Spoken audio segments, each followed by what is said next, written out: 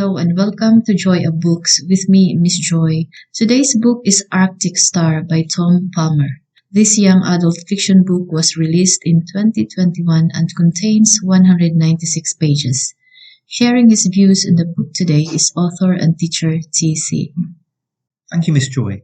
Well, I really enjoyed this book and it opened my eyes to the historical concept of that book as well. So it centres around these convoys in the Arctic Sea in the 1940s.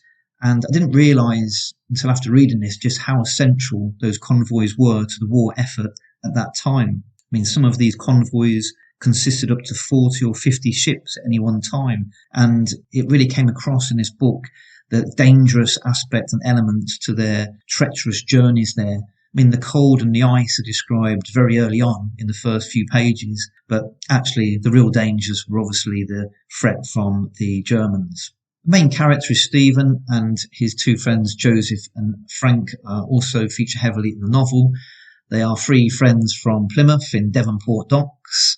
Frank has a really good eye. He becomes an artist who enjoys drawing ships as a child, and eventually, because of his good eye, becomes a lookout man for the Navy. His friend Joseph is more the joker of the pack. He went to grammar school and speaks Russian, and that came in very handy a little later in the story. So the three of them find themselves on HMS Forget-Me-Not, lovely HMS Forget-Me-Not, this wonderfully titled ship, leading the pack, leading the convoy. So they manage to get to Russia on their first convoy. They have a bit of trouble in Russia. The Russian of Joseph doesn't really help them out. It ends up getting them into fights. And of course, this was another danger when the British ships dock and drop off the supplies in Russia. Sometimes when they would go onto land, they would get into scrapes, shall we say. And sometimes people in Russia, you know, the police even would put them into salt mines if they'd committed crimes or suspected of doing so. So you had these real threats for these characters. And of course, when I'm reading this, I'm always thinking of the historical side of it and the fact that, you know, real people would have gone through these real situations. The author himself clearly has researched this novel in great detail. And like I say, he really conveys the sense of danger in these books. So once they escape the danger in Russia, Frank and Joseph fall out. They don't speak again. And when Stephen starts to try and reunite them, they're not having any of it. Stephen even starts talking of the different ways that you could die on a ship. And then, of course, the fallacy of that comes to fruition when a torpedo hits them. Joseph dies and Frank and Stephen return to shore, obviously let Joseph's father know how he died and so forth. And then begins a kind of crisis of confidence in Frank. He doesn't really want to return to the boat. He gets an offer to go onto the prestige ship that is HMS Belfast. So if you know your London geography, you know that's docked down by Greenwich and you can go on board that. I have been aboard that ship, so I can't imagine the conditions, you know, to sail that all the way to Russia.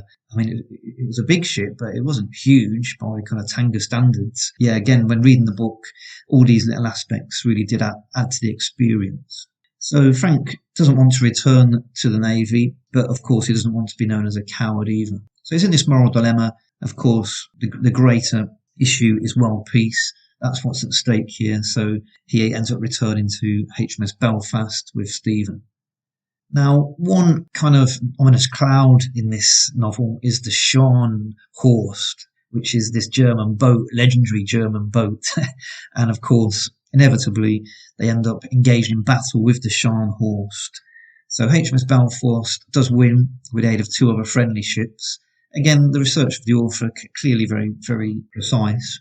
The naval terms in the book are fantastic, you know, the kind of stand to and so forth. You know, no doubt about it that this author has a really fond interest in all things nautical. And the one overriding feature of the novel is the reminder of the debt that we owe to our forefathers. Yeah, that cannot be understated. I think with each year and each old soldier that passes away, this does get lost more and more on the modern generation. William Churchill is referenced and the King's Speech as well. The idea of uniting families at Christmas during wartime, obviously very important. Yeah, there's lots of nostalgia in there. I just found it a very, very good read. It's a quick read, I'll say that, but a very, very good read. And a good book, I would say, for young teenagers, maybe able 10, 11, 12-year-olds as well, especially those who have an interest in that kind of British history or global history. Yes, highly recommended.